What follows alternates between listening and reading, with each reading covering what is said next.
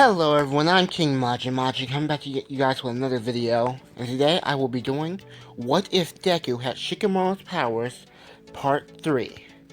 And without further ado, let's get into the video. We will start off with Aizawa telling everyone about picking the class rep. I'm going to make it Deku this time, because Ida, Uraraka, and Tokoyami would vote for them. The reason I'm saying Tokoyami would vote for him is because of his emo tendencies. He would like Deku because of his shadow ability. Deku would be picked as class rep, and Momo would be picked as vice rep. Deku would say what a drag, and he would be thinking, who in their right mind picked me for this job? We will cut to Ida, Uraraka, and Deku having lunch, and they will discover Ida is part of a hero family. Deku would be like, huh, that's pretty interesting. Uraraka would be, so you're really rich, Ida. Then we would cut to the hallway. In this scenario, I don't think Ida would notice the reporters getting on to UA. I think Deku would notice, but have Uraraka float Ida up and put him up on there with Deku's shadows. I'm sorry. I was trying to say Uraraka would float Ida while Deku lifted him up with his shadow.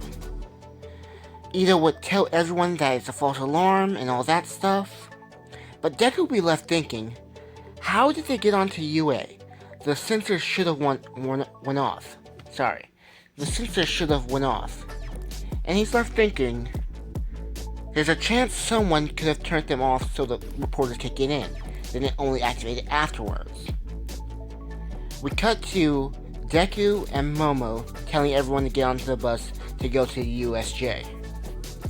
We cut to the bus scene where everyone's talking about their quirks, and everyone still gets on Bakugo for his terrible personality. But in this scenario, Sue would mention how lazy Deku was and who voted for him to be class rep. He would say, I know, I get it. Then afterwards, they would find out that Ida and Uraraka and Tokoyami voted for them. They would be unsure about why they did this, but they would accept it nonetheless. We cut to them entering the USJ and 13 giving her a whole speech about how quirks can hurt people, and Uraraka fangirling out about it. But then we have Aizawa talking to 13 about All Might using up too much of his time. Deku will overhear this and be like, so I was right. We cut to Kirishima noticing villains coming through a portal and asking, is this part of the test? And then Shigaraki would come out with a giant Nomu. Aizawa would go down fighting villains left and right. Deku would be impressed by his skill with the scarf and says, maybe I should have taken him up on learning that skill. Ida would still escape and run off to get the heroes. Bakugo and Kirishima would still attack the shadow guy. Okay, I forgot his name, sorry. But they will all still be teleported all over the USJ. Tsuyu would still save Deku because he has no real means of getting out of the situation because he's underwater and can't fully use his abilities over Shadow. They will all be on the boat, thinking about what they have to do next. Mineta would be freaking out, but Deku comes up with a plan. He will use his shadow of himself and the boat to go all the way across land. I believe this would be at least 60 meters away. Yeah, most likely 60, I'm guessing here. They will walk on Deku's shadow, and for the villains in the water, Deku will throw the bombs he had on hand with him, knocking all of the villains out. Aizawa would still fight Shigaraki. Yes, Shigaraki, that's the name. He would still get his arm decayed, leading to that injury. They would keep fighting until Shigaraki got Nomu involved. At this point, Shigaraki would let Nomu take over the battle for him, and would notice Tsuyu, Mineta, and Deku, and he would go for Tsuyu. But at that point, Deku would use his shadow ability to stop him. Sorry, that's my cat. She's just cuddling up on me right now. he would use his shadow ability to stop him in his tracks, with Tsuyu being so grateful. And I'm blushing a little bit, not to lie, she's gonna be blushing a little bit because she got saved by Deku. And she will also understand why he was picked as class rep. Aizawa would still get beaten up by Nomu, pretty easily in fact. And All Might would still bust into the USJ, not smiling. The fight with Nomu would proceed as normal, nothing really changing in this instant. He would still get suplexed and then Nomu would still grab All Might's injury, hurting him greatly. Shigaraki and Deku would still be bound by the shadow, and Deku would be trying to use the shadow strangle on him. But Shigaraki is just powering through it, not passing out at all.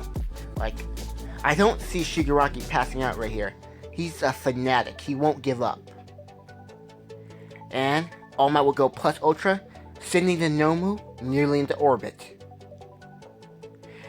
Tenya Ida would bring the other heroes and they would round up all the villains.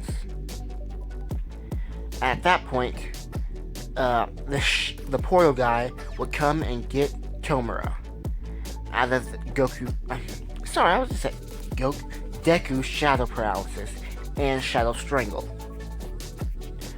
At that point, All Might and Deku will be looking at one another, while Deku sees All Might in his Small Might form, or at least half of it anyway. Before Cementos could even think, Deku puts up a wall of shadow, blocking everyone from seeing All Might, saying that it's the ability I learned recently. A shadow can heal to a certain degree. All Might will be left thinking, why is he hiding this from everyone? I never told him my ability or anything about me. As he would ask this, Deku would say, we'll talk about this later. Right now we need to get you hidden.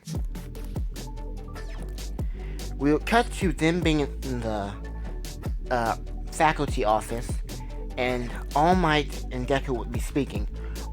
All Might would ask why did he hide him, and Deku would say, I have been suspecting this for a few years now, that your quirk has a time limit.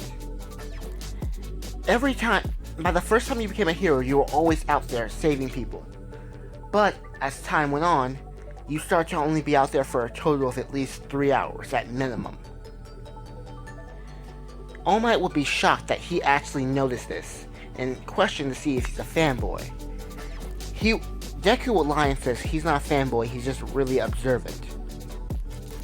All Might would then tell Deku about his all of One for All and who his successor is, everything, including All for One.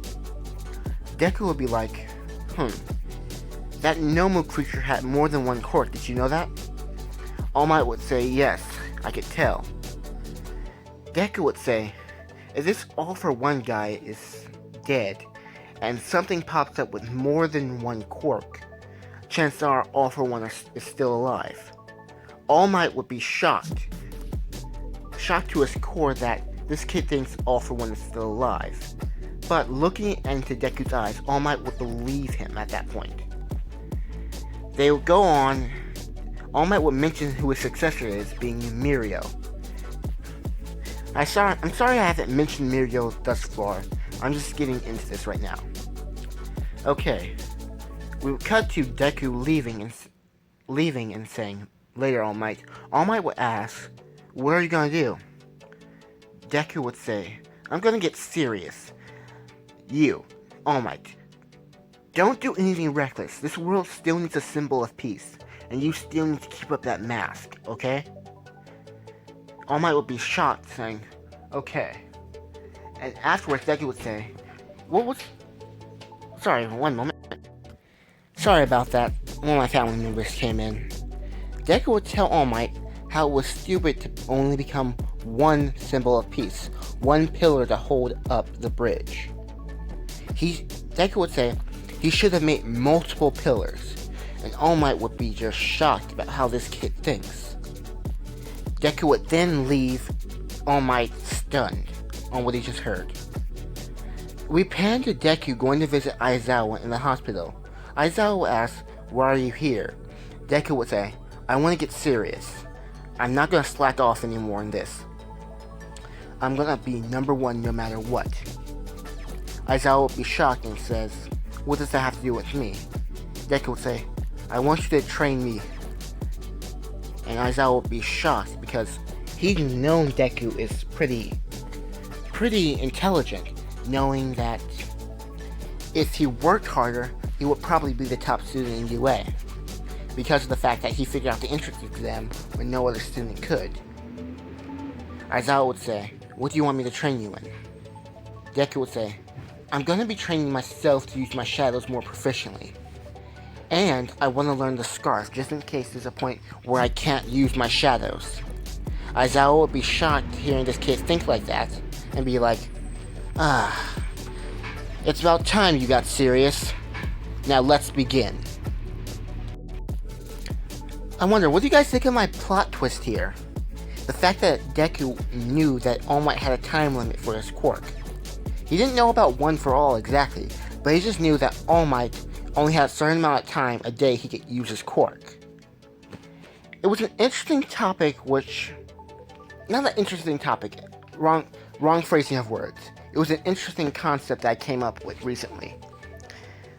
I know that Shikamaru was smart and everything, and I just want to show how intelligent Deku was, like to an insane degree.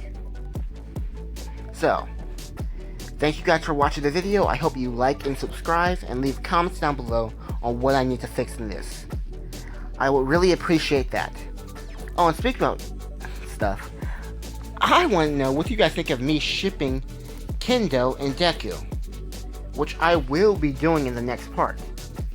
Or Suyu and Deku, or a combination of both. But I'm really leaning towards doing Kendo and Deku, because Kendo has never been done with. Like, no one's never done anything with Kendo. And I think she would be a good replacement for Tamaru in this situation. Like, seriously, imagine the spiciness I can make with this. But either way, anyway, I hope you guys appreciate it. I hope you guys liked the video. I hope to see you guys watching again. Peace. BTW, I would like to thank Rogex, Prince of What Ifs, and Anime God for their suggestions on my videos. I really appreciate you guys. Peace.